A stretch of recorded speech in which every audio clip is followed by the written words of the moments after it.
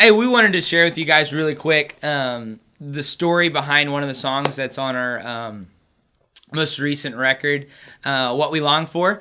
This song, Holy Spirit, kind of became like the pinnacle of everything that we did. And the way it kind of came was really interesting. I hadn't really written a lot of worship songs. We were in a band a while back that we did a lot of hard rock music and a lot of guitar solos, and it was cool and a lot of fun, but we never really got into writing worship songs that were designed for the church. And this period at this church that David and I both were in, we went through a period of fasting on Wednesdays, and during this time we decided that it'd be a really good idea to begin praying for God to give original songs for the church that would help us just be able to grow in our worship, grow in what we were doing. And again, I really hadn't written many worship songs at all, and so I was really blown away. One day, I was sitting in my apartment in Chester, Virginia, and we were doing a fast through the whole day. So during the time that I typically eat lunch, I was eating. I wasn't eating. That's actually the opposite of what I was doing. Yeah, that's what fasting is. That's what fasting is. So I was reading, and if you went to that church, you would know they were eating the bread of life. They were really big on that. But it's true, though. You know, I was sitting down and I was reading from the book of Ezekiel, and Ezekiel is faced with a valley of dry bones. And the word of the Lord came to him and said, speak and prophesy to these bones, they'll come to life. Mm-hmm. And that kind of came to this idea where I was praying for our church, just that our church would begin to grow in our worship, grow in what we were doing. And I knew that it needed to be more than just a song that happened. It needed to be a prayer. And so I started playing my guitar real quickly after this, and I pulled out my phone for a voice memo. And that melody of Holy Spirit for the chorus, and the verses just came into life so quickly. Whereas just, you know, I recognized there was things that were wrong in my life that I needed to be humbled before the Lord and come before Him. And I needed the Holy Spirit to speak to me and then speak to the church as well. So the first verse was I think it was actually ended up being the second verse, but the second verse was very personal. It was humble my heart.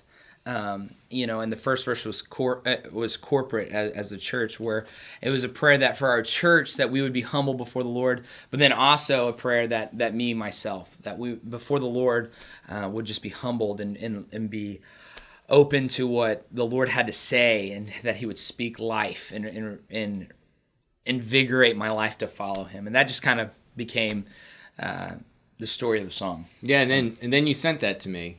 Yeah, and it had a really bad bridge. It was a bad bridge. This was bridge. probably like this was the first worship song I tried to write, and the bridge was like pretty close to unsingable.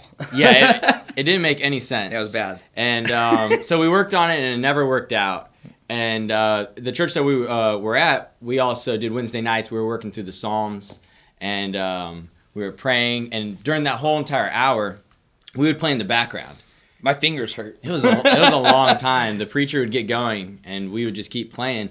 And then we fell onto this chord progression. We're on either sides of the stage, but somehow we fell onto the same chord progression. Mm-hmm. And we started playing that. We're like, yeah, you know, we're nodding to each other now. We're like, yeah, no, that sounds good. Yeah. And then Jordan just started singing "We Need Your Revival" behind it. Yeah. And that's while he was preaching. It was kind of inappropriate, but probably it was really good. And so we decided to add that to the song. And then later on, the Gibsons moved to town, and we didn't have a hook or a lead line for it. And we started practicing, and then Alex came up with this beautiful lead line for us. It was really kind of a cool time because we had done this song like once in church, and it went really, really well, actually.